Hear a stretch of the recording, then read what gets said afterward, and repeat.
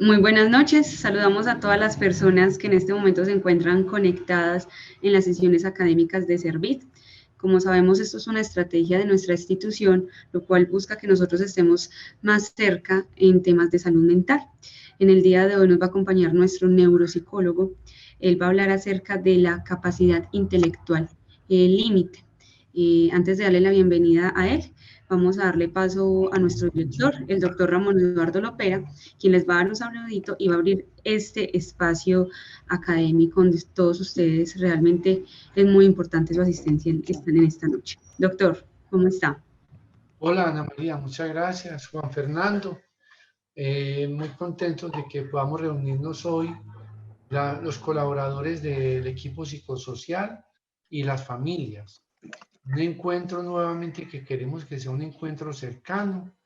Yo me voy a tomar el atrevimiento de presentar a Juan Fernando. Juan Fernando Arbeláez es nuestro neuropsicólogo. Él estudió la psicología en la Universidad Católica del Oriente. Posteriormente hizo la maestría en neuropsicología de la Universidad San Buenaventura.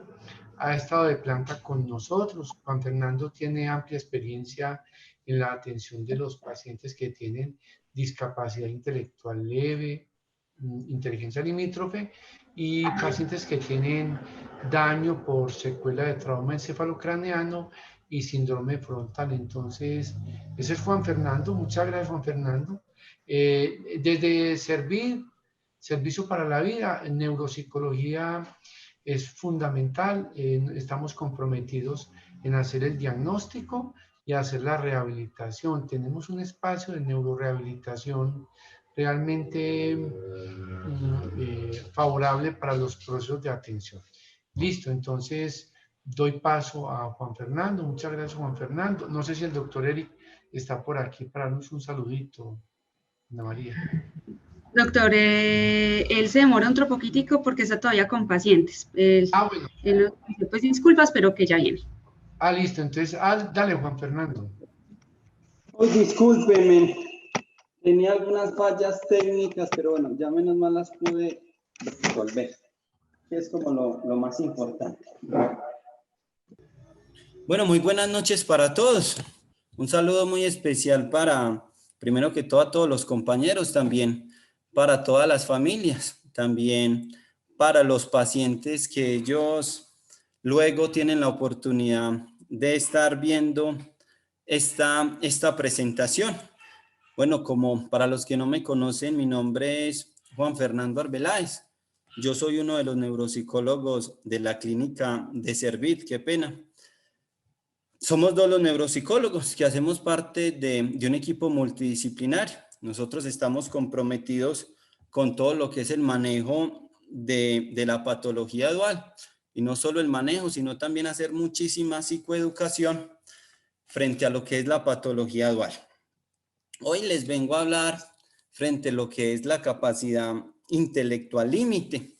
Primero acá les voy a compartir el menú de la noche. Espero que no sea un menú muy cargado, porque ya es tarde, ya estamos cansados y lo más importante es que tengamos un buen aprendizaje y lo que podamos compartir en esta noche les pueda servir a todos ustedes. Entonces, lo primero que voy a hablar es del concepto de inteligencia. Vamos a hablar de los factores que influyen en todo lo que es el neurodesarrollo, porque tenemos que entender que la inteligencia viene de un trastorno, la inteligencia límite viene de un trastorno del neurodesarrollo. Vamos a hablar muy bien lo que es en sí la capacidad intelectual. Vamos a hablar cuál es la prevalencia, de dónde viene esta enfermedad y fuera de esta enfermedad o este trastorno, vamos a hablar de lo que son las comorbilidades, ¿cierto? Fuera de eso les voy a hablar de lo que es el perfil neuropsicológico, que eso es lo que yo todos los días estoy haciendo con los pacientes, evaluando y entendiendo a nivel cerebral y desde neuropsicología cuáles son sus alteraciones. Fuera de eso vamos a hablar de lo que son las características de la capacidad intelectual límite. Hago una pequeña reflexión y fuera de la pequeña reflexión vamos a preguntas. ¿Les interesa ese menú? Espero que sí. Listo. Sí. Lo más importante acá es entender que el término de la capacidad intelectual es un término muy amplio. Muchas veces cuando tenemos la oportunidad de hablar con las familias, también cuando uno tiene la oportunidad de ver a los hijos, todos nos damos cuenta que nuestros hijos son muy inteligentes. Y eso está muy bien, ¿cierto? Pero más que todo, hablar de la capacidad intelectual o de inteligencia, como les decía, es un concepto muy amplio. Nosotros, como muy bien sabemos, hay muchos tipos y muchas definiciones. Entre ellas, siempre hemos escuchado las inteligencias múltiples de Garner, ¿cierto? Que son 8 inteligencias, que entre ellas está toda la parte musical, toda la parte interpersonal, toda la parte sinestésica, que es un tipo de inteligencia. También hablamos de otro tipo de inteligencia de la que nos habla Goleman, que son las inteligencias múltiples, ¿cierto? Las inteligencias múltiples, y fuera de las inteligencias múltiples nos va a hablar Goleman nos habla de la inteligencia emocional, ¿cierto? Que eso también es otro tipo de inteligencia. Y hay otro tipo de inteligencia que hablamos de lo que es la inteligencia financiera, que muchas veces este tipo de inteligencia no es que lo manejamos muy bien o no tenemos el conocimiento para eso o no nos han dado la información adecuada. Yo más que todo les voy a hablar del término de inteligencia, más que todo como un constructo estadístico de cómo podemos medir la inteligencia, ¿cierto? No vamos a hablar de las inteligencias múltiples, de las inteligencias emocionales, sino que más que todo vamos a ver ese coeficiente intelectual del ser humano, cómo lo podemos medir y cómo lo podemos cuantificar para entender lo que es una capacidad intelectual límite. Por aquí tenemos 3 teóricos que nos hablan. Entre los 3 hay algo muy parecido. Todos nos hablan de que es la capacidad de adaptación que tiene el ser humano. Aquí en lo que fue en 1916, Binet y Simon nos habla de que, bueno, es la capacidad que tiene el ser humano para adaptarse a las circunstancias. Aquí también nos hablan que tiene un sentido práctico, que tienen personas que tienen iniciativa, sentido común, que eso es lo que ellos definen como una capacidad intelectual. Y fuera de eso, que también tienen la capacidad de comprender bien y de jugar, que ese fue un término que nos dice. Jackie Wessler nos da un término un poco más amplio de lo que es una capacidad intelectual o lo que es una inteligencia. Entonces, ¿él qué es lo que nos dice? Él nos dice que la inteligencia es un conglomerado o capacidad global del individuo para actuar intencionalmente, para pensar racionalmente y para adaptarse a su ambiente. Entonces vemos que tanto Binet como Simon como Wessler nos habla algo muy parecido, que son las capacidades de adaptación. Aquí ya llegamos en un término que es de Sattler en el 2001, que él nos habla también de que es la capacidad que tiene el ser humano para adaptarse, pero dice que no solo es de adaptación, sino que aquí también vienen más procesos cognitivos, que es la capacidad de tomar decisiones, que es la capacidad de resolver problemas, que es la capacidad de ser flexible, que es la capacidad de aprender. Entonces vemos que en estos términos de inteligencia, desde que Wessler ya nos dice que hay una capacidad global. Entonces, para uno poder entender muy bien lo que es la capacidad intelectual, y como les hablaba al principio, que es más que todo un constructo estadístico que lo tenemos que cuantificar, vamos a encontrar algo que se llama una campana de Gauss o una curva de aprendizaje. Esta curva de aprendizaje nos va a ayudar a inclinar el paciente cuál es el coeficiente intelectual que tiene. Pero esta curva de aprendizaje, más que todo, surge por un teórico que se llama Wessler, que dice, bueno, la inteligencia la vamos a medir y la vamos a medir, que al principio se hablaba de cociente intelectual, que en la actualidad se habla de un coeficiente intelectual. Entonces, ¿qué era lo que nos decía Wessler? Wessler nos decía que muchas de estas personas tenían una discrepancia o que su edad mental y su edad cronológica no correspondían. Por eso es que muchas veces vamos a escuchar un término que nos dice, venga, su hijo tiene 12 años, la edad que él tiene cronológica es igual a la edad mental, o él se comporta como una persona de 12 años o se comporta como una persona inferior. Entonces muchas veces cuando uno tiene la oportunidad de hablar con las familias, nos damos cuenta que nos dicen, no, ¿sabes qué? Él tiene una edad, pero él se comporta como un niño de 9, 10 años. Entonces, desde ahí, Wesler decía, bueno, vamos a tratar de cuantificar esto, de que no sea solo un concepto subjetivo de lo que piense la persona, sino más que todo, vamos a hacer unas pruebas que nos ayude para estandarizar esa edad mental y esa edad cronológica. Por eso está aquí lo que llamamos la curva de memoria o la campana de Gabo. Se dan cuenta que cuando hablamos de 90 a 110 estamos hablando de un promedio normal, un promedio medio. Cuando nosotros ya nos vamos a hablar de lo que es la capacidad intelectual límite, es muy importante siempre enfocarnos en el 70 a 80, que una prueba de inteligencia nos va a arrojar un número. Entonces, este número nos va a decir, bueno, este paciente, por esa capacidad intelectual, está más asociado a lo que es una capacidad intelectual límite.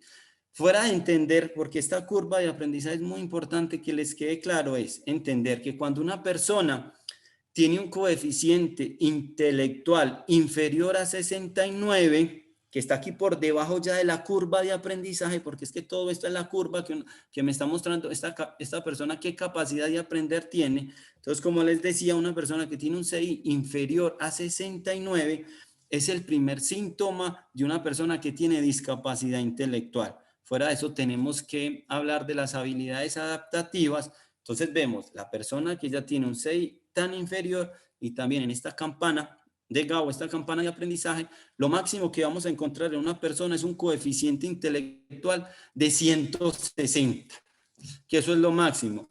Esperemos, ¿cierto? La mayoría y todas las investigaciones nos lo muestran que la mayoría de las personas estamos en un rango de normalidad, ¿cierto? ¿Qué quiere decir en un rango de normalidad? Entre 90, 100, 110, ya vamos a llegar a las personas que tienen un coeficiente intelectual normal alto, o ya las personas que tienen un coeficiente intelectual superdotados.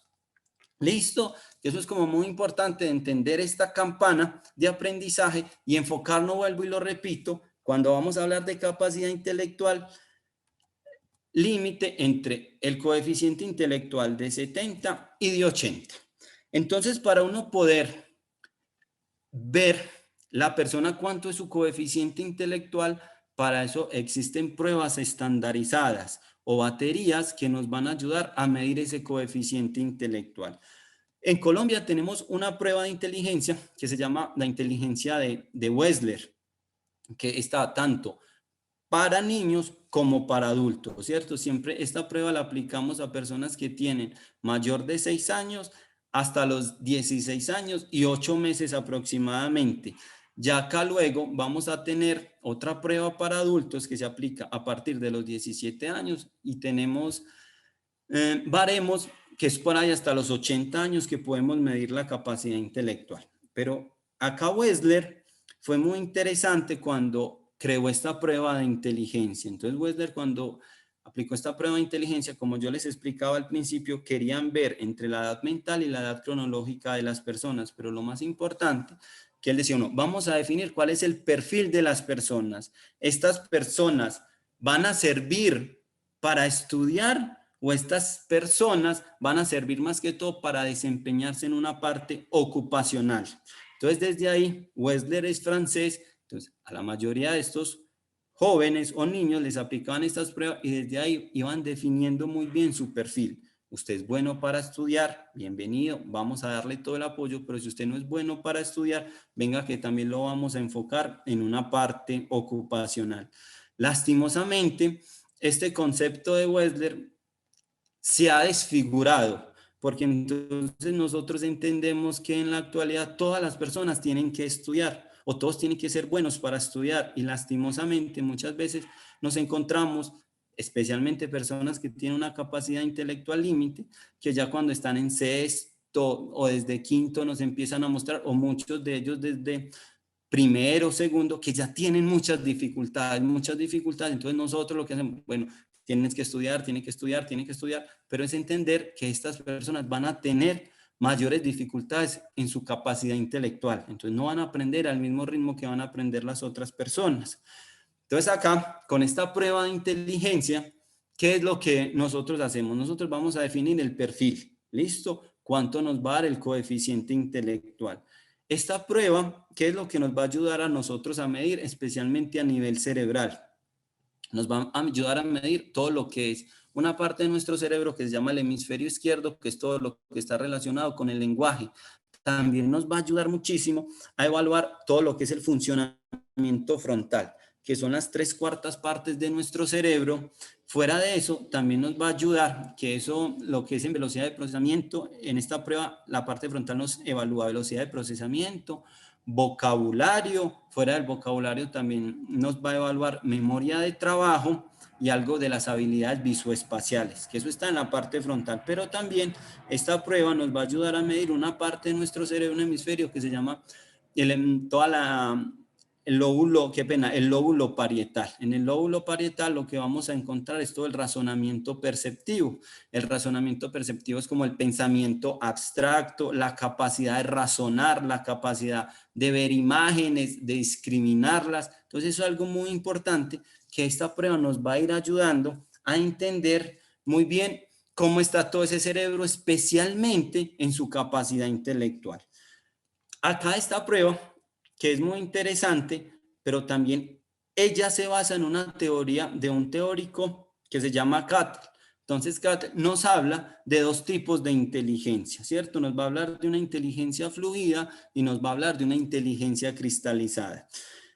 Esta inteligencia fluida y esta inteligencia cristalizada son procesos cerebrales. ¿Qué quiere decir que son procesos cerebrales? Si nosotros los vamos a estimular, posiblemente ellos van a mejorar. Si nosotros dejamos de hacerle una estimulación, posiblemente nos van a presentar un declive. Entonces, cuando nosotros hablamos de una inteligencia fluida, que es lo que también nos está midiendo esta prueba de inteligencia, tenemos que ver que la inteligencia fluida es toda la carga genética que nosotros traemos, ¿cierto? Entonces, desde ahí vienen todos los factores neurobiológicos. Por eso siempre es tan importante preguntar a las familias, todos los profesionales, continuamente estamos preguntando, venga, en la familia, ¿qué antecedentes vamos a encontrar? Antecedentes psiquiátricos, antecedentes de discapacidad intelectual, antecedentes de dificultades de aprendizaje, porque ya esta inteligencia fluida es con lo que nosotros venimos, eso es un paquetico. Que de ahí uno se va dando cuenta con la evolución o con la maduración cerebral de las personas, uno se va dando cuenta lo que es ver, como digamos, la capacidad que tiene para resolver problemas las personas. Entonces uno ve que hay unas personas que un problema se les vuelve un mundo. Hay unos niños que ya tienen mayor capacidad de aprender de estos errores. A nivel mental son más eficientes, son más rápidos, tienen mayor control mental, tienden a ser más atentos, a concentrarme con mayor facilidad, a tener mejor memoria. Esta inteligencia fluida nos va a servir mucho porque cada vez ella se va a ir mielinizando o se va a ir madurando. Técnicamente nos están hablando de los 24 a los 25 años que se acaba todo un proceso de maduración a nivel frontal. Entonces, siempre esta memoria, entre más la estimulemos, esta inteligencia se nos va a ir mejorando. ¿Está bien? Aquí encontramos, y muchos de los pacientes que han tenido alguna lesión cerebral, hablo de accidentes cerebrovasculares, hablo de traumas cráneoencefálicos, lastimosamente muchas de esas traumas que tienen se afectan en esta parte de la inteligencia fluida. Entonces, no solo es la inteligencia fluida, sino que Cattell también nos habla de la inteligencia cristalizada. Más que toda esta inteligencia cristalizada, es lo que nosotros hemos aprendido en el contexto en el cual nos desenvolvemos, y no solo en el contexto, sino todo lo que hemos aprendido y lo que la familia nos ha enseñado, todo lo que es la estimulación que hemos recibido, que nos van a ayudar a conformar mejor nuestros procesos cerebrales. Hay algo que aquí es un término que muchas veces uno escucha, que dice, esta persona puede tener un retraso sociocultural. Dice, es que mire, es una persona que aprende, es una persona que es capaz de resolver, pero para unas cosas es muy quedaditas. Entonces ahí es donde se toca el tema de un retraso sociocultural. Por eso cuando, digamos, yo personalmente, cuando tengo la oportunidad de evaluar las pruebas de inteligencia, uno dice, venga, esta persona, su inteligencia fluida es muy buena. Si nosotros empezamos también a trabajar su inteligencia cristalizada, posiblemente su coeficiente intelectual va a mejorar. Solo que en esta inteligencia cristalizada, lastimosamente, hay muchas pacientes que dejan su formación académica, dejan de estimular su cerebro, empiezan a consumir sustancias psicoactivas, tienen alteraciones en el sueño, tienen una descompensación o no tienen un buen manejo de su cuadro psiquiátrico. Entonces uno se da dando cuenta que esta inteligencia cristalizada cada vez va presentando un declive. Por eso es tan importante siempre estar estimulando nuestro cerebro. ¿Listo? Ya de ahí, de esta pequeña introducción, que sé que es una introducción un poco larga, pero es muy importante que tengamos claridad frente a lo que es la capacidad intelectual y lo que es la inteligencia. Ya de ahí, como yo les hablaba al principio, cuando nosotros hablamos de una capacidad intelectual límite, tenemos que entender que es un trastorno del neurodesarrollo. Cuando yo hablo del neurodesarrollo, estoy hablando de cómo ha sido el desarrollo de su cerebro. Su cerebro en los primeros años de vida, cómo se ha madurado. Entonces, cuando vamos a hablar de ese desarrollo cerebral, tenemos que entender que hay muchos factores que van a influir en una adecuada maduración. Uno de ellos es una maduración que es una maduración desde una parte de los factores biológicos. Vuelvo y lo repito, ¿cuáles son los factores biológicos? Es toda esta carga genética que traen las personas. Una persona que tiene dificultades de aprendizaje, en la familia hay antecedentes de discapacidad intelectual, hay antecedentes psiquiátricos, es muy importante entender todos esos factores biológicos, porque es la herencia que nosotros traemos. Fuera de los factores biológicos, en la maduración cerebral tenemos que entender algo que es lo que siempre nosotros hablamos de crecimiento y desarrollo. ¿Qué quiere decir esto de crecimiento y desarrollo? Que son todas las fases prenatales, es la mamá, ¿qué enfermedades tiene la mamá en el momento? Antes de estar en embarazo, ¿cómo se encuentra la mamá? No solo la mamá, sino también cómo se encuentra el papá, cómo está la familia, que eso va a influir muchísimo. Ya de ahí venimos a hablar de lo que son el periodo perinatales, que es todo el proceso embrionario. ¿Cuál es el proceso embrionario? Es nuestro feto, cómo se va madurando. Por eso es tan importante cuando uno siempre pregunta, ¿fue un embarazo deseado? Usted en todo el periodo de gestación sintió algunos síntomas de depresión, qué infecciones tuvo, qué enfermedad tuvo, usted cómo se alimentó, si en algún momento ingirió algunas bebidas alcohólicas, sustancias psicoactivas, porque eso es muy importante. Aquí también lo que es toda la presión arterial es fundamental tener un buen control. Entonces, desde ahí es donde se nos está formando a nosotros todo el embrión. ¿Listo? Por eso es tan importante darle fuerza para todo lo que es el neurodesarrollo. Y ya de ahí, por último, vamos a hablar de todo lo que es en el crecimiento, todo lo postnatal, que es después de que nos nace el niño. Por eso siempre nosotros vamos a preguntar, venga, cuénteme cuánto fue la talla, cuánto pesó, fue un parto natural, fue un parto por cesárea, hubo sufrimiento fetal, de qué color nació el niño. Fuera de eso uno se va a dar cuenta a cuántos meses sostuvo la cabeza, cómo fue el gateo, si el gateo fue lento, el gateo fue rápido, si se arrastraba con la cadera o su gateo era a la inversa. Eso es fundamental, no solo eso, sino también cómo es la marcha, a cuántos años empezó a caminar, cómo caminaba él. De ahí también vamos siempre a preguntar cómo fue el control de esfínteres, a cuántos meses pudo controlar, a cuántos meses o años le quitaron el pañal. Aquí también hablamos de todo este desarrollo, cómo fue su lenguaje, cómo fueron sus procesos, su motricidad fina, su motricidad gruesa, aprendió rápido a montar bicicleta, porque eso es algo muy, muy importante, entender todos esos factores biológicos. Pero no solo nuestro cerebro se va a madurar desde una parte biológica, sino que aquí es tan importante también entender la cultura, toda la parte psicológica y toda la parte socioeconómica. Por eso, digamos aquí, tanto al equipo multidisciplinario y a las familias, igual a los pacientes, se van a dar cuenta que en Servir tenemos mucha variedad de profesionales. Tenemos la oportunidad de tener 3 psiquiatras, tenemos médicos, tenemos auxiliares, tenemos jefe de enfermería, pero fuera de eso tenemos un amplio equipo psicosocial. Tenemos los psicólogos, los trabajadores sociales, tenemos terapia ocupacional, porque todo esto nos va a ayudar a generar una mayor consolidación de todo lo que es el neurodesarrollo. Entonces, cuando nosotros hablamos de los factores culturales, primero tenemos que entender algo, ¿cierto? ¿Cuáles son los factores poligenéticos? ¿Cuál es la raza de esta persona? ¿Cierto? Hablamos la raza, hablamos del color, si también aquí encontramos algunos síndromes neurológicos, y también aquí en toda la formación del cerebro es muy importante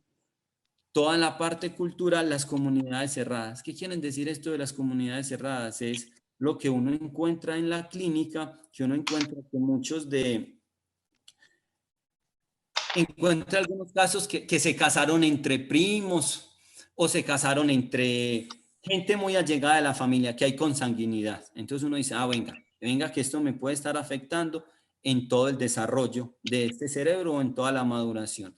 Aquí también algo que es muy importante, y yo creo que yo le debo dar muchísimas gracias primero a mi formación, que tuve la formación con el ICBF, que uno allá encontraba muchos pacientes que tenían discapacidad intelectual, y veíamos la parte psicológica también cómo afectaban toda esa maduración de su cerebro. Entonces veía uno tanta deprivación emocional en estos niños, tanto abandono de sus padres, la relación que tenían tan conflictiva entre la familia. Entonces uno decía, venga, todo esto va a influir en la maduración de su cerebro. Por ahí hay un término que es muy bonito que se llama el psiquismo fetal, ¿cierto? Es que el niño desde que está en este periodo prenatal, el niño ya tiene un psiquismo, el niño ya está sintiendo todo lo que está sintiendo la mamá, lo que está sintiendo el ambiente, cómo lo están recibiendo. Entonces, por eso es tan importante tener muy buenos factores psicológicos que le ayuden en esa maduración cerebral. Y ya por último, para terminar todo este tema del neurodesarrollo, también toda la parte socioeconómica va a influir en la maduración cerebral. ¿Qué quiere decir toda la parte socioeconómica? Estos chicos, ¿qué posibilidades tienen académicas? ¿Cuál es su formación académica?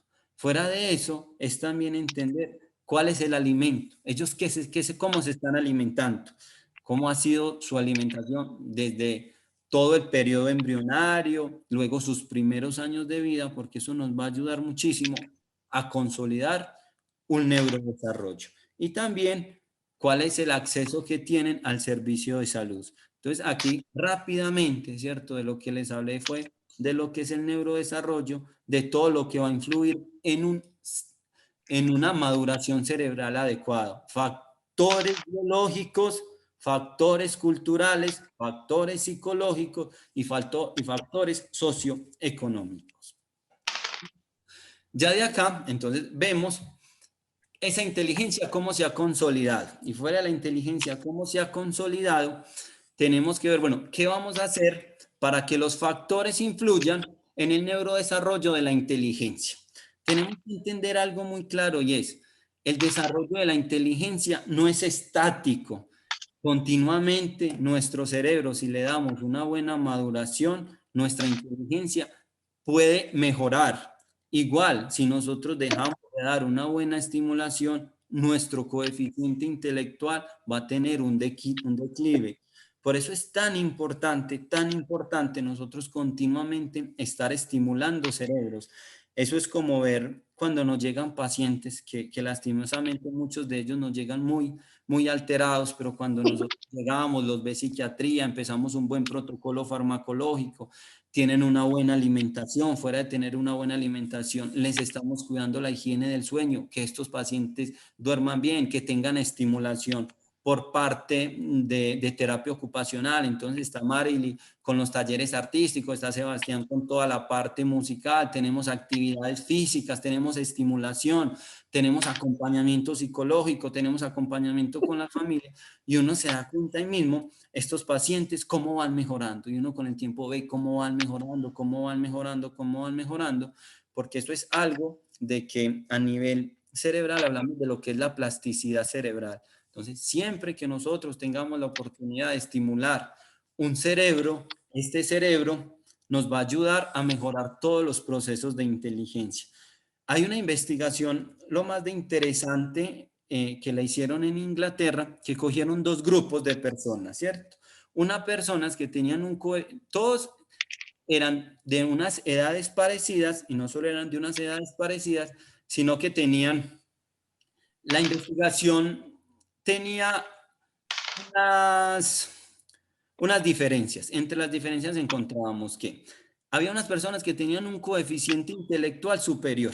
Cuando hablo de un coeficiente intelectual superior, estoy hablando de coeficiente intelectual de 110 hacia arriba. ¿Listo?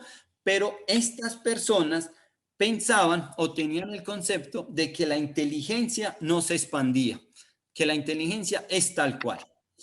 Y fuera de eso, había otro grupo que tenían una capacidad intelectual inferior a este grupo, pero ellos pensaban que con el esfuerzo, que con el trabajo, la capacidad intelectual se expandía.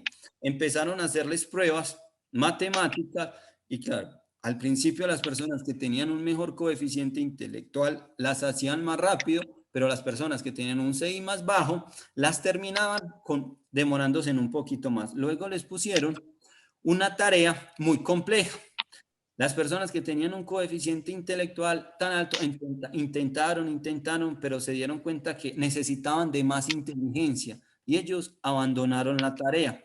Las personas del grupo B, que tenían un coeficiente intelectual bueno, pero era inferior a los del grupo de CI alto, ellos como tenían lo que era la disciplina, tenían el concepto de que la inteligencia se podía expandir, ellos fueron capaces de realizar bien esta operación matemática. Entonces ahí es donde nos muestra que si nosotros estimulamos nuestro cerebro, este cerebro o esta inteligencia nos va a ayudar muchísimo.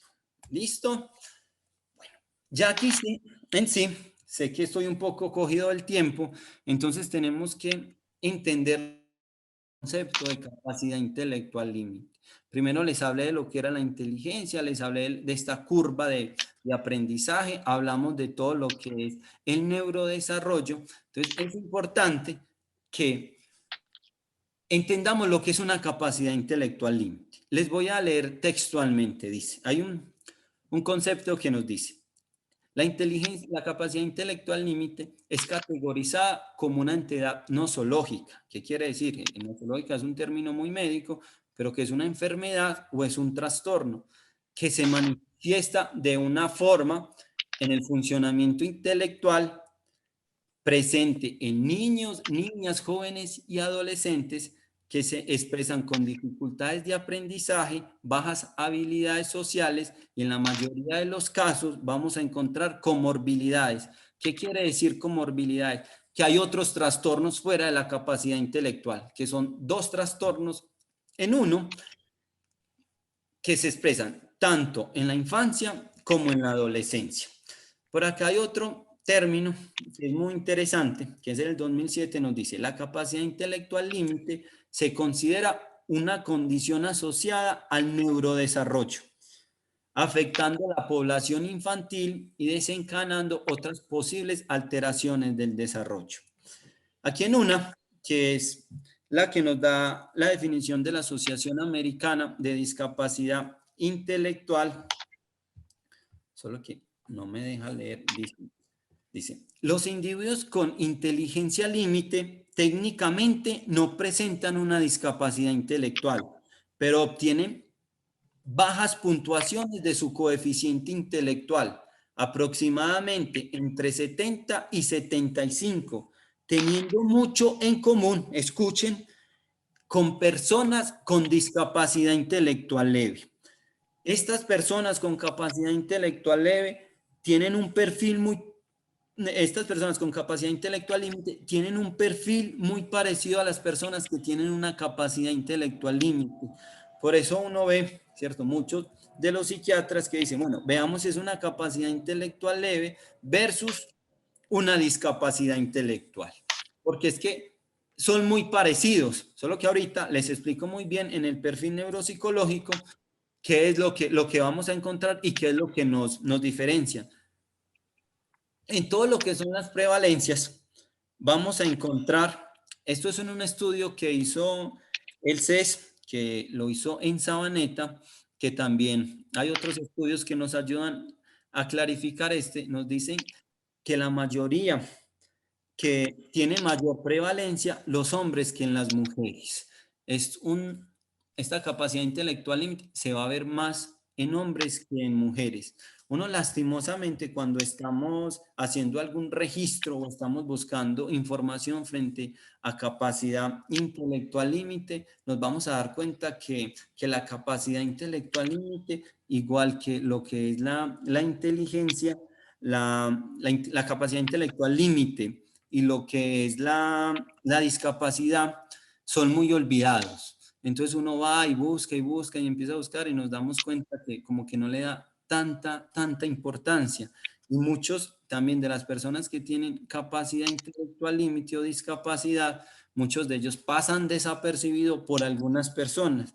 Por eso yo creo que nosotros en Service, igual en Clínica del Oriente, tenemos que ser muy agradecidos, especialmente es por los pacientes, pero fuera de eso también es por el director, porque el director lleva muchos años de experiencia clínica y él siempre se ha dado cuenta de que la capacidad intelectual límite, la discapacidad intelectual límite están minimizadas, que muchos de los profesionales no la vemos, ¿cierto? Entonces las diagnostican diferentes o no las diagnostican de la misma forma.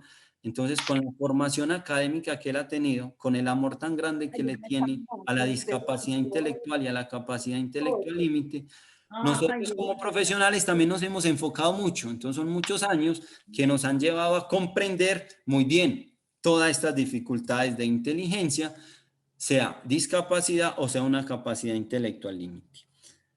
Por acá tenemos algo, yo ya voy a ir terminando, pero sí es muy importante entender de dónde viene la capacidad intelectual límite. Lo primero que nosotros encontramos en las historias clínicas de nuestros pacientes y encontramos también en la revisión de investigaciones o otros estudios, lo primero son las alteraciones cerebrales. Las alteraciones es una lesión en todo lo que fue el crecimiento y desarrollo, ¿cierto? En todos los procesos prenatales, perinatales, postnatales, y también hay en muchos casos que encontramos la epilepsia posiblemente también nos va a llevar a que el coeficiente intelectual tenga un declive.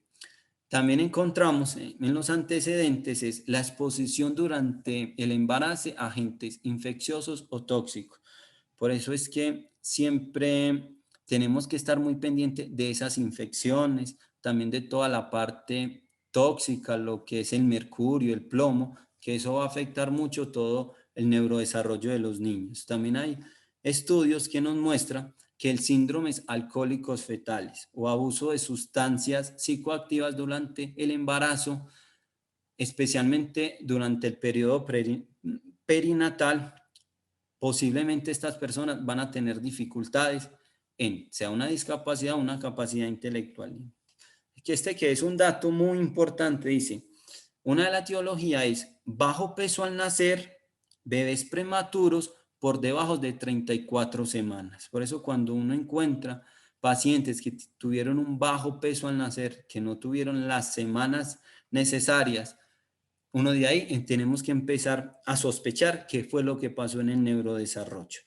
También, por último, lo que yo les hablaba, que toda la parte cultural, socioeconómica y psicológica también va a afectar en toda la maduración o en todo el neurodesarrollo. Vamos a encontrar aquí algo, los contextos sociales desfavorecidos, carentes de estimulación adecuada.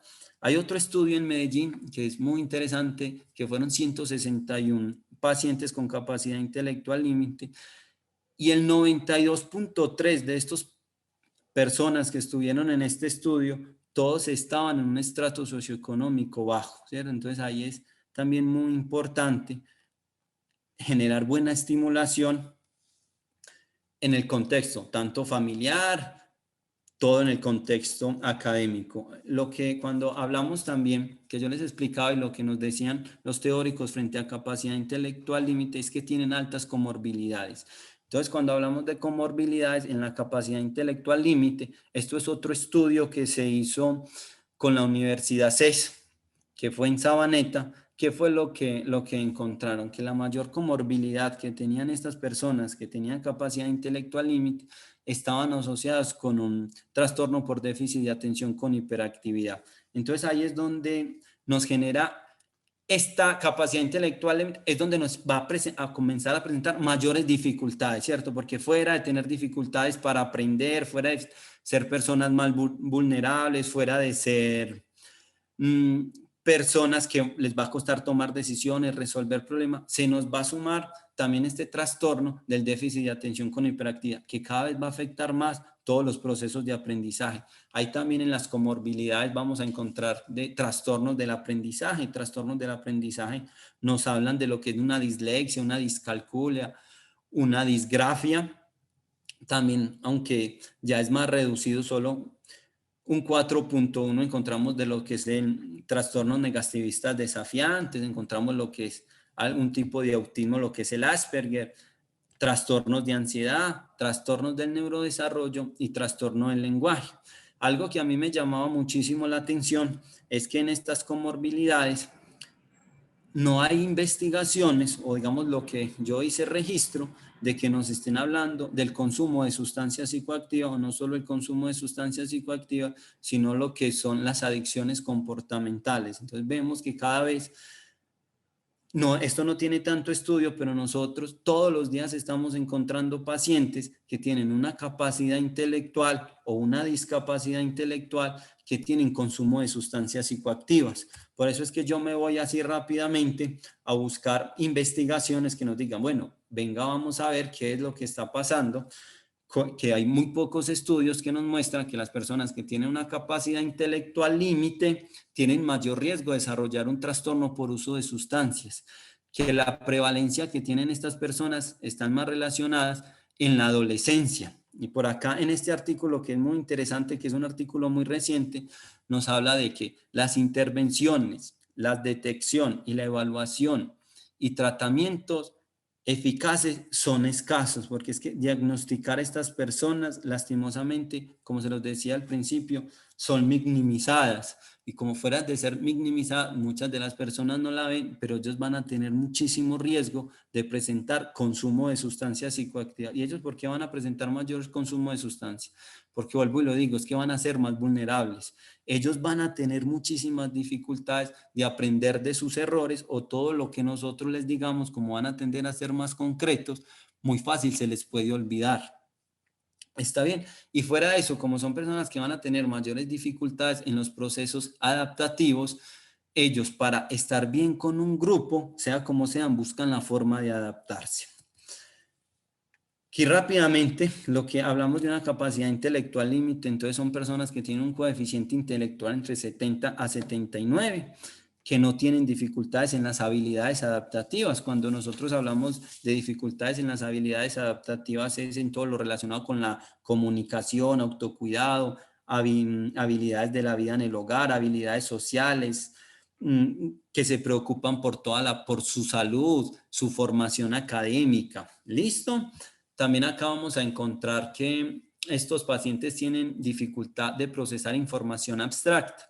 Como ahorita que tuve la oportunidad que estamos con un paciente que estaba haciendo algunos compromisos que lo ponían a trabajar como el crecimiento, su fortalecimiento de sí mismo, cuando llegamos y nos hace una maqueta y uno dice, Dios mío, esta persona, qué capacidad abstracta tiene de hacer esto, a diferencia de las personas que tienen una capacidad intelectual límite, nos damos cuenta que su pensamiento es un pensamiento muy concreto, ¿cierto? Entonces uno les dice algo y ellos no son capaces de trascender, ven un problema y no son capaces de trascenderlo. Por eso es como tan importante siempre estar ahí pendiente de ellos.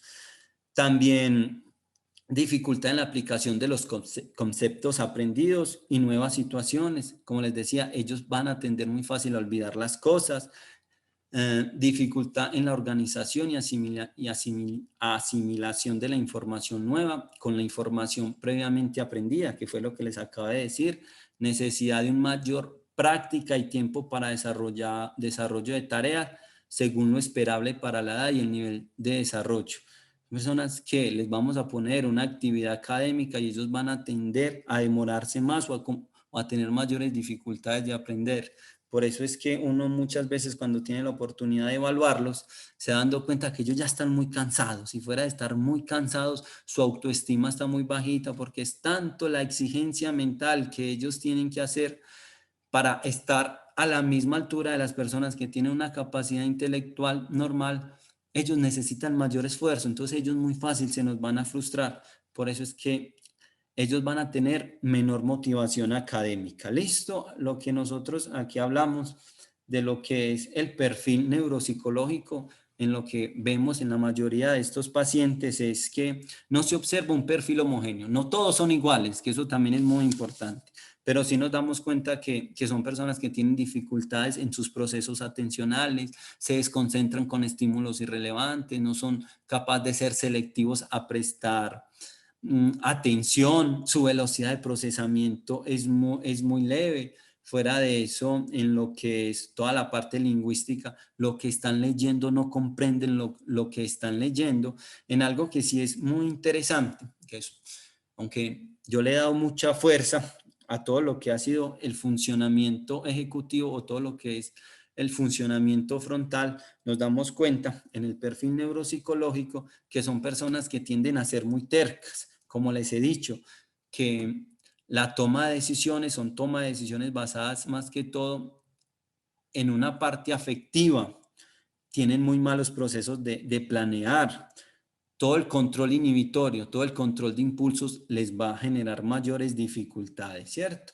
También, como les he explicado así rápidamente, que ellos van a tener dificultades en sus procesos de memoria, por eso es que se les va a olvidar las cosas con mayor facilidad. Entonces nosotros les decimos algo, como tienen tantas dificultades en memoria de trabajo, se les va a olvidar. Entonces decimos, mira, tenés que hacer esta y esta tarea. Ellos cuando van a hacer la tarea se les olvida, ¿listo? Y cuando encontramos aquí también en toda la parte emocional y comportamental, son personas más introvertidas, con dificultades en su autoconcepto. Por eso les decía es que muchos de ellos su autoestima está muy desvalorizada, tienen dificultades de adaptación, especialmente a nivel escolar y a nivel laboral. ¿Cómo estoy de tiempo ya? Bueno, por acá es una pequeña reflexión y yo con esto termino. Dice que el éxito de una persona no depende de la capacidad intelectual. Una persona porque tiene alta capacidad intelectual no es sinónimo de que va a ser exitoso en la vida. Cada individuo desarrolla diferentes tipos de inteligencia, los cuales le ayudan a contextualizarse en los diferentes ambientes. Por tal motivo, es necesario promover en el entorno familiar espacios de estimulación que refuercen no solo sus habilidades intelectuales, sino también las personales. Asimismo, de aceptación. Es algo que es muy importante, es que todas las personas tienen un tipo de inteligencia, pero que cuando ellos lleguen donde nosotros, que ellos siempre salgan y se sientan que son inteligentes y que son incluidos. Por acá tengo un término que es muy mío, que dice, la disciplina vence la inteligencia. Si un niño no aprende como le enseñamos, quizás debemos enseñarle como él aprende. Bueno, muchísimas gracias. No sé si de pronto tienen algunas preguntas. Sé que estamos un poco mal de tiempo, pero en lo que más les podamos, con el gusto del mundo. Muchísimas gracias, Juan. Aquí el doctor Eri ya está conectado. Lo invito, doctor, para que usted modere las preguntas. Aquí en el chat aparecen 2 preguntas de 2 familias. Entonces, doctor Eri, le doy la bienvenida y iniciamos con las preguntas. Hola, ¿cómo están? Muy buenas noches. Disculpen primero la llegada tarde, pero bueno, les agradezco a todos que hayan tenido como su participación. Muchas gracias a Juan Fernando por la exposición que es como quien desde el enfoque de neuropsicología tiene la mayor autoridad para poder hablar al respecto del tema de discapacidad intelectual y CI limítrofe, y es una gran ventaja el tener a alguien tan letrado en todas estas cuestiones y con tanta experiencia que esté en atención directamente de nuestros pacientes y que también nos ayude en la enseñanza directamente como de esta realidad que nosotros observamos día a día. Yo creo que todos estamos como de acuerdo que sin lugar a dudas nosotros debemos de ser uno de los centros, si no el centro que más pacientes atiende con esta patología. Y quizás no tanto es que seamos el centro que más atiende sobre esta condición, no patología. Hay que tener en cuenta la diferencia de que es una situación de nacimiento, una situación de características que tiene el propio individuo y no propiamente como una enfermedad, que somos quizás no el centro que tal vez esté más asociado con esta condición, sino quizás somos de los que más los detectamos, de los que tenemos mayor experiencia, ¿cierto? Y que por lo mismo sabemos cómo manejarlo de una manera más adecuada a través como del tratamiento multimodal que llegamos a realizar en torno en nuestras distintas áreas, ¿cierto? Sin lugar a dudas, el tema de discapacidad intelectual leve, o como ya están viendo ustedes, de capacidad intelectual limítrofe, tiene mucho que ver precisamente en el desarrollo y en los avances que pueden llegar a tener nuestros pacientes que se encuentran en tratamiento por muchas otras condiciones a veces que llegamos a detectar como más problemáticas, como lo es el trastorno por consumo de sustancias, ¿cierto? Entonces, en este sentido, de ahí que nuestro interés es que también como familiares, todos aquellos que estén presentes, tengan información pues adecuada al respecto de qué trata la discapacidad intelectual leve y el CI limítrofe, porque no solamente es, como ustedes pudieron observar, es una dificultad que tengan las personas para poder aprender información académica, sino que tiene que ver con una dificultad global en el desarrollo como de distintas áreas del funcionamiento cerebral, del funcionamiento mental, que van a implicar una dificultad mucho mayor para el avance y el aprendizaje de distintas cuestiones como las habilidades que se tienen como para la vida. ¿Listo?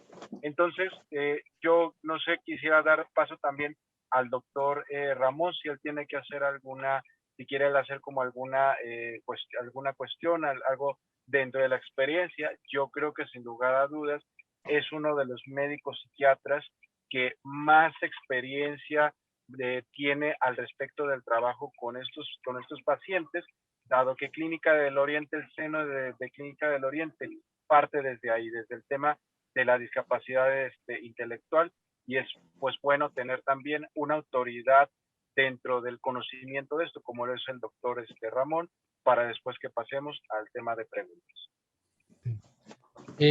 Sí, gracias Eric por tus generosas palabras y que acepto también con humildad y reconociéndome como un estudioso de la discapacidad intelectual. Y primero, Juan Fernando, te agradezco mucho toda la información que nos brindaste, demasiada información. Tu tema es como para 5 conferencias. Bien, yo quisiera volver a algo que mencionabas, Juan Fernando, hace un rato, y es que Miguel Ángel Verdugo, que es un psicólogo que está en España, por allá en una ciudad que no recuerdo, Salamanca, este psicólogo siempre ha dicho que la inteligencia limítrofe es las personas que que son una generación perdida, porque los que tienen discapacidad intelectual leve, pues finalmente llegan a un diagnóstico. En cambio, los que tienen inteligencia limítrofe son confundidos, y de hecho la investigación que mencionas, Juan Fernando, que hizo la Universidad CES, muestra que el TDAH es la comorbilidad más frecuente. Entonces, este grupo de personas que no tienen los criterios de una discapacidad intelectual leve, que sería un coeficiente intelectual por encima de 80, entre 70 y 80 de coeficiente intelectual, que tú lo has dicho ahí, están muy enredados porque son personas con muchas dificultades del funcionamiento y como realmente tienen no apariencia como de discapacidad intelectual, sino una apariencia física como normal, entonces confunde. Entonces, pero como bien lo decías, Juan Fernando, pues sí, se empieza a detectar por allá en séptimo, octavo, de bachillerato, en sexto, cuando empiezan a fallar. Entonces es un tema muy importante porque es una discapacidad que no se alcanza a visualizar bien. A nosotros, nosotros como Clínica del Oriente, que ya llevamos 12 años, y como Servit, que llevamos 5, sí, como decía Eric, nos hemos vuelto como un centro de detección temprana de estos diagnósticos. Lo hacemos desde el convencimiento que es una condición bastante frecuente. Podríamos decir hoy que lo que muchas veces se llama retraso sociocultural, muchas veces es una discapacidad intelectual leve o una inteligencia limítrofe. Entonces, sí, nosotros con el apoyo de Juan Fernando y de Manuela, la otra neuropsicóloga, pues estamos muy comprometidos a hacer ese diagnóstico neuropsicológico y hacer la rehabilitación. En los que consumen sustancias de abuso, esto es muy grave, porque solo tener una inteligencia limítrofe y consumir sustancias de abuso, hay investigaciones que han reportado una baja del coeficiente intelectual entre 5 y 10 puntos, de tal manera que si yo tengo un coeficiente intelectual de 75, tengo criterios de una inteligencia limítrofe, pero si consumo marihuana, alcohol, cocaína, popper, 2CB, pues ya mi coeficiente intelectual baja a 70 o menos de 70, entonces yo ya quedo con una discapacidad intelectual leve. Y una vez que este problema se da, estos pacientes es más difícil sacarlos de las adicciones. Eso era como lo que yo tenía para aportar y como bien saben, este tema a mí me gusta mucho y nosotros, como decía el doctor Eric, sí estamos siendo hoy como tenidos en cuenta por la comunidad científica, no solo colombiana, sino de otros países, para la atención de esta población y lo hacemos con mucha alegría porque nos gusta y estamos contribuyendo a la generación de conocimiento. Muchas gracias, Juan Fernando, muchas gracias, Eric, muchas gracias, Ana María, por la comunicación y a ustedes, las familias que nos están contactando.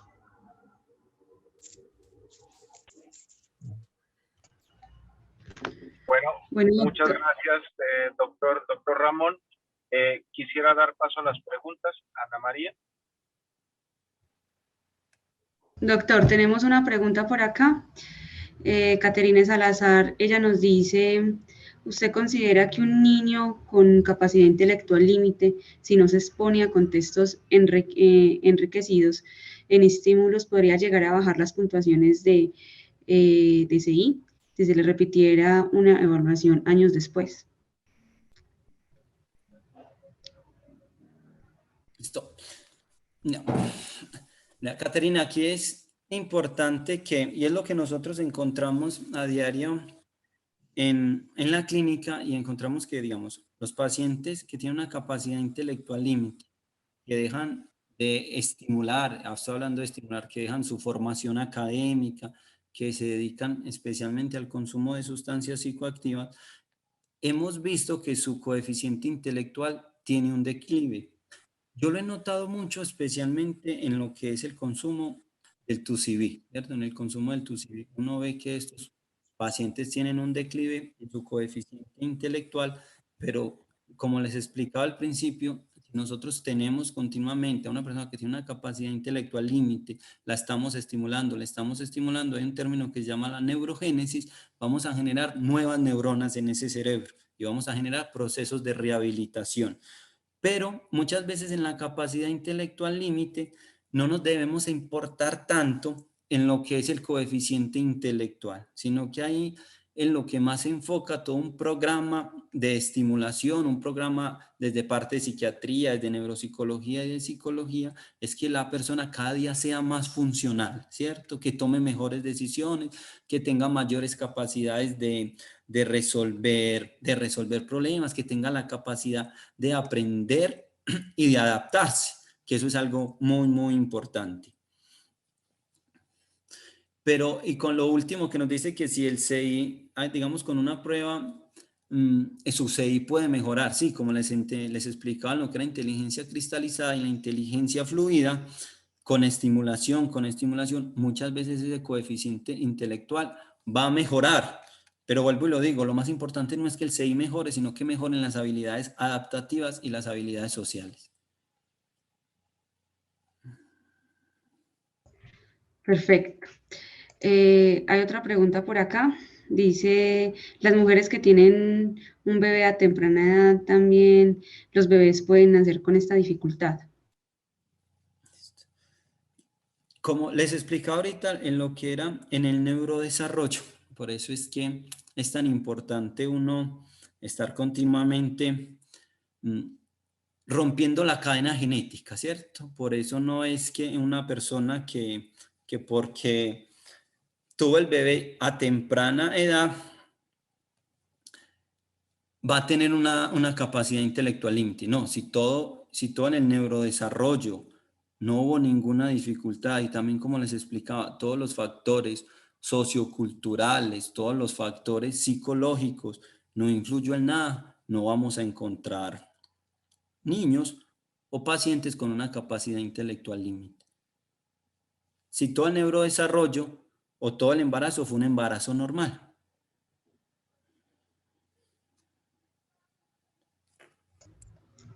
Bueno, ¿alguien más tiene una pregunta? ¿Alguien más tiene algo que decir?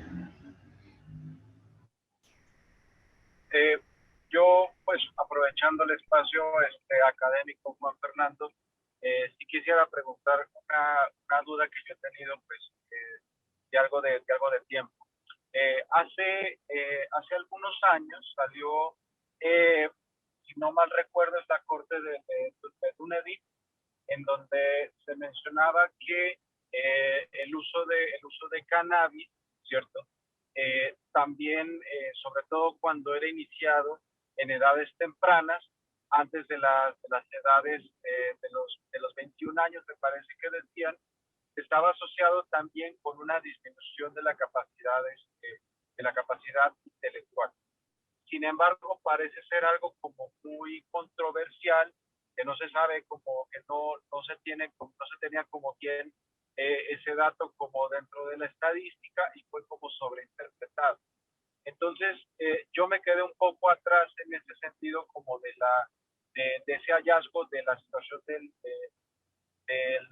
con respecto a la capacidad intelectual y el uso de marihuana, no sea a la luz de la evidencia más reciente que se tenga, si se ha podido dilucidar si efectivamente el consumo de cannabis, específicamente de cannabis, esté asociado con una disminución de la capacidad intelectual como resultó como por ejemplo en esta corte.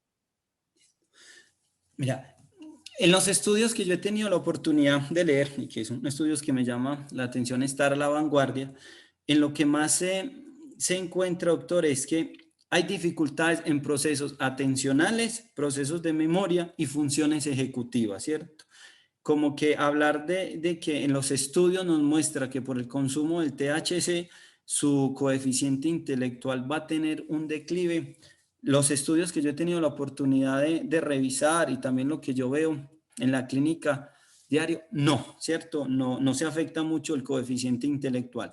Pero sí ahí es muy importante entender que cuando una persona es adicta a la marihuana y deja de estimular el cerebro, de lo que les explicaba yo ahorita, de la inteligencia cristalizada, porque es digamos, algunos de los pacientes que tenemos nosotros en Servit, ¿cierto? Solo se dedican al consumo de marihuana o a otro, bueno, especialmente consumo de marihuana, y dejan su formación académica, comienzan solo, son actos de delincuencia, tienen una mala alimentación, no cuidan su ciclo del sueño, su parte psiquiátrica, su medicación tampoco es que le tienen una buena adherencia. Esa inteligencia cristalizada de estos pacientes sí se vio un declive, pero luego de que uno empieza a desintoxicarlo, se le empieza a dar una buena estimulación por todo un equipo multidisciplinario, uno se va dando cuenta que este coeficiente intelectual tiende a mejorar. Muchas gracias, Juan. ¿Hay otra pregunta en el chat? Sí, doctor, por aquí dice, quisiera saber si la plecancia durante la gestación tiene algo que ver con el desarrollo del bebé.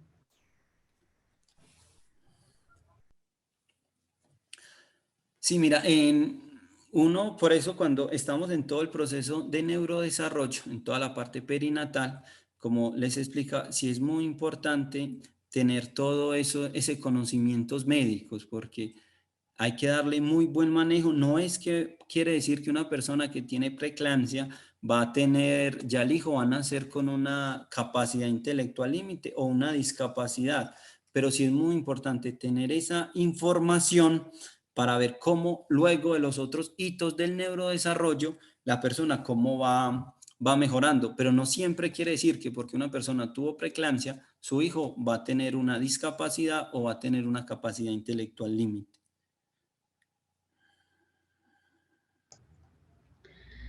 Bueno, la última pregunta. ¿Alguien quiere abrir el micrófono? ¿Alguien quisiera hacer otro comentario? Uno de nuestros profesionales que están aquí conectados. Una de las Buenas familias noches. también. Muy buenas noches. Buenas noches. Doctor Juan Fernando, me llama mucho la atención, pues excelente la charla que nos acaba de dar. Realmente nos informamos pues de una manera muy completa sobre lo que es el concepto, pero dentro de la experiencia que ustedes han tenido en la clínica con todos los usuarios que han tratado, yo quisiera saber, como de lo que han podido evidenciar, sí, en los pacientes que tienen con consumo de sustancias psicoactivas, la inteligencia fluida no se ve impactada de ninguna manera, solo es la cristalizada. No.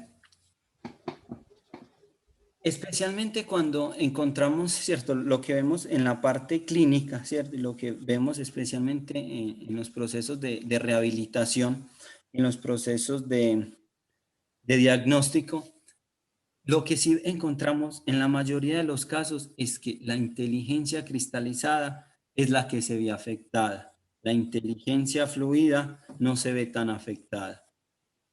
Y también eso tiene que ver mucho, como les explicaba Caterine al principio, es porque muchos de los pacientes que nos llegan a nosotros tienen una descompensación. Entonces, solo se dedican, digamos, tenemos algunos pacientes.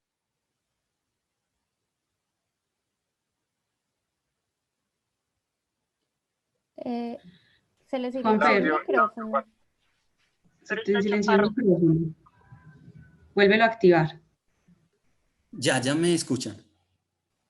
Sí, señor. Ya. Sí, Juan, Como continúa. yo les contaba, digamos, de un caso que es muy interesante, que podemos ver lo que es la inteligencia cristalizada, que él dejó de estudiar hasta tercero por muchas dificultades de aprendizaje, se dedicó solo al consumo de sustancia, algunos actos antisociales, pero cuando vamos y evaluamos, vemos que su inteligencia fluida está intacta, pero su inteligencia cristalizada sí tiene mucha dificultad.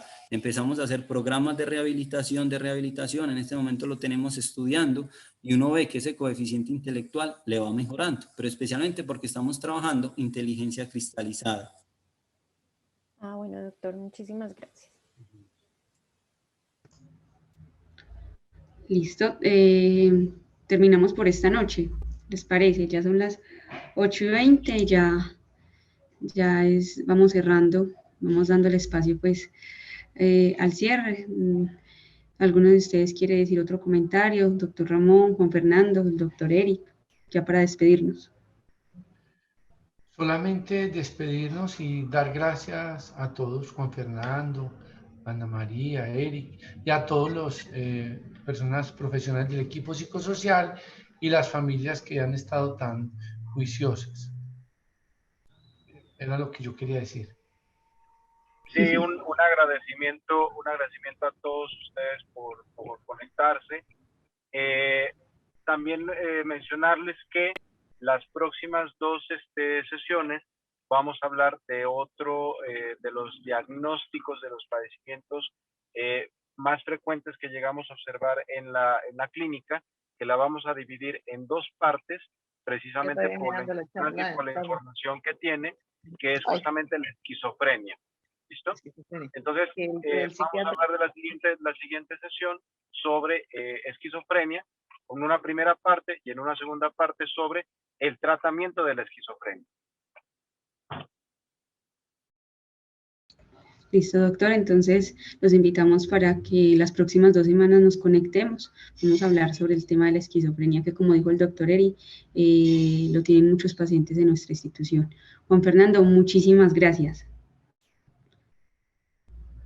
Ana sabe que es con todo el gusto también al doctor Ramón y al doctor Eric por la invitación. Espero haber sido lo más claro posible. Todo fue hecho con muchísimo amor, que eso es lo que hacemos en Servit. Tratamos de ser muy académicos, pero también nunca se nos olvida la pasión y el amor con lo que hacemos.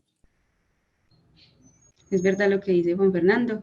Te agradecemos a ti, que realmente, como decía ahorita el doctor Ramón, tienes mucha experiencia, llevas mucho con nosotros y para nadie es un secreto que sos muy académico. Realmente muchísimas gracias por darnos esta información esta noche. Le agradecemos a todas las familias que estuvieron conectadas en el día de hoy. Siempre son nuestros principales veedores y nuestros principales acompañantes. Asimismo a todos los colaboradores, por ahí siempre veo que está Cristina, que está la jefe Jimena, está Bernardo, siempre nos acompaña, hoy vi a Miguel. Muchísimas gracias a todos nuestros colaboradores por estar el día de hoy. Agradecemos a todas las personas y esperamos vernos en la próxima semana con el tema de esquizofrenia, como lo decía el doctor Eri. Muchísimas gracias y que tengan todos una feliz noche.